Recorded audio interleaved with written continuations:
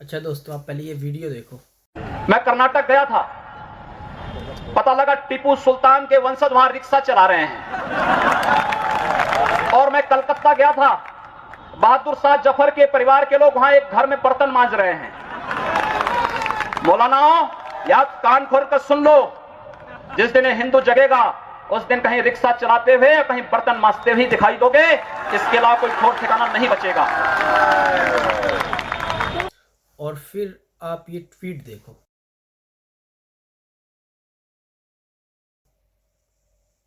आप ये फोटोज देखो।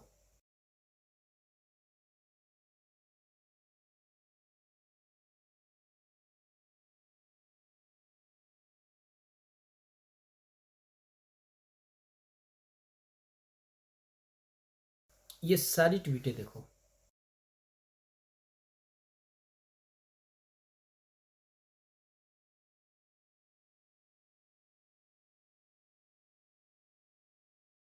सब चीज़ें देखने के बाद से मैं अब आपसे एक सवाल करता हूँ कि जिस स्टेट की हालत ये हो कि वहाँ के लोगों के पैर में चप्पल ना हो और पेट में खाना ना हो, अनाज ना हो, और पढ़ने के लिए सही स्कूल और कॉलेज ना हो, स्टूडेंट्स इंजीनियरिंग और ग्रेजुएट करने के बाद उनके पास जॉब्स ना हो, और अगर वो अपनी जॉब की मांग करे तो उन्हें मारा जाए, पीटा जाए और उन्हें जेलों में डाला जाए।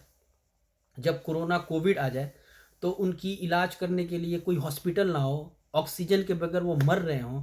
जब वो मर जाएं तो उन्हें दफनाने के लिए और उनके चिता को आखिरी टाइम आग देने के लिए कोई ढंग का कुछ भी ज़रिया ना हो।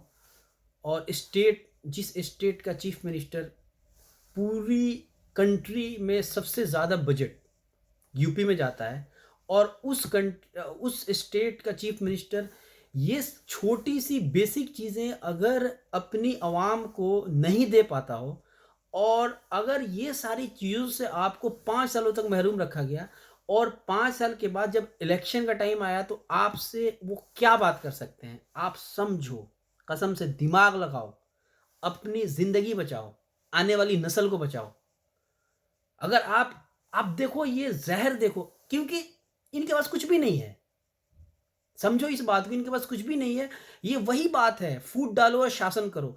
ये चीज़ें जब से ईश्वर ने, अल्लाह ने दुनिया बनाई, और जब जब ज़ालिम हुक्मरान आए और आपके ऊपर और अवाम के ऊपर लंबे टाइम तक हुकूमत करते रहे, तो एक ही उनके पास हथियार हुआ करता था, फूट डालो, शासन करो, दैट्स इट। तरीके अलग होते रहे, बदलते रहे, पैटर्न बदलता रहा, लेकिन ये जो चीज़ है ना वो नहीं बदली। अगर एक इंसाफ करने वाला हुक्मरान आएगा तो वहां पे फूट डालो शासन करने वाला कॉन्सेप्ट ही नहीं रहेगा। वहां पे क्या रहेगा? सबको साथ लेकर चलो। लिटरली मैं इंग्लैंड में बैठा हूँ, इंडियन हूँ, और बहुत मतलब ज़मीनी चीज़ों से जुड़ा हुआ रहा हूँ इंडिया में, और मैं अभी यहाँ पे मूव हुआ हूँ। यार यहाँ पे मुसलमानों की आबादी कितनी है? 20%? नहीं। 15% नहीं, 10% नहीं, 5% नहीं। अब सोचो कितनी है। अगर 5% भी नहीं है तो ये ऑब्वियस सी बात है कि मुसलमान सिग्निफिकेंट अमाउंट में, सिग्निफिकेंट तादाद में यहाँ पे नहीं है। फिर भी यहाँ पे मतलब ऐसी कोई बात कर सकता है? इम्पॉसिबल। कोई औकात नहीं इनके वोट की यार, ये कुछ भी नहीं है। इनको कीड़े मकोड़ों की तरह कुचल दिया जाता है। लेकिन इस कंट्री में आप क्यों आना चाहते हैं? क्योंकि इस कंट्री में रूल ऑफ लॉ है, और यहाँ पे जो गवर्नमेंट होती है अपने लोगों की ज़रूरतों की हिफाजत करती है। मिनिमम जो नीड्स हैं उसका ख्याल रखा जाता है। हर एक इंसान एक गाड़ी अफोर्ड कर सकता है, घर अफोर्ड कर सकता है, उस घर में हॉट रनिंग वाटर हो, उस घर में हीटिंग हो, ठंड में इंसान सुकून के साथ टी शर्ट पे रह सके। अभी मैं बाहर से आया हूँ, मैंने जैकेट पहन रखी थी, बाहर गया था, बहुत ज़्यादा ठंड है, लेकिन मेरे को गर्मी लग रही, क्योंकि अभी जस्ट मैं बाहर से आया, एक ट्वीट देख रहा था। ट्वीट देखने के बाद मेरा दिल किया मैं वीडियो बनाऊँ। मेरे को समझ नहीं आ रहा, लोगों को बात क्यों नहीं समझ में आ रही यार। गरीब लोग हैं यार, जिनके घर में चूल्हे नहीं जलते हैं, गैस सिलेंडर वो अफोर्ड नहीं कर सकते हैं। सिलेंडर सबके घर में दे दिया गवर्नमेंट ने, लेकिन सिलेंडर मतलब गैसों का दाम इतना बढ़ा दिया कि लोग घर में अफोर्ड नहीं कर सकते हैं, चूल्हा जलाते हैं। ठंड में कितने लोगों के पास इतनी मतलब सूखी हुई लकड़ी नहीं होती है जिससे वो चूल्हा जला सके। हालत कैसी है? तो मैं आपसे रिक्वेस्ट कर रहा हूँ कि आप अपनी ज़िंदगी को बचाओ।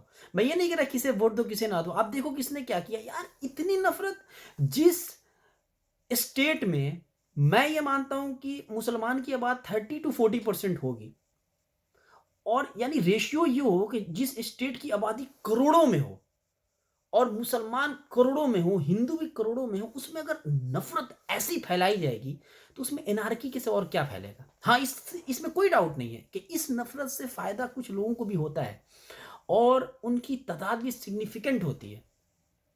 बहुत, क्योंकि ज़ाहिर-सी बात है इनकी इनकी इनके पूरे कारिंदे हैं जो ये नफ़रत फैला रहे हैं, जिन्हें पे किया जाता है, जिन्हें, और वो आपके बीच में ही रहते हैं। हो सकता है हर हर एक के मोहल्ले में वो एक बंदा वो पाया जाता हो ऐसा, और वो नफ़रत फैलाने का काम कर रहा है क्योंकि उसका पेट पल रहा है इससे, और फिर ज़ाहिर-सी बात है ज़मीर मर चुका है इंसान का, इंसान नहीं केयर करता। तो आप समझो इस बात को।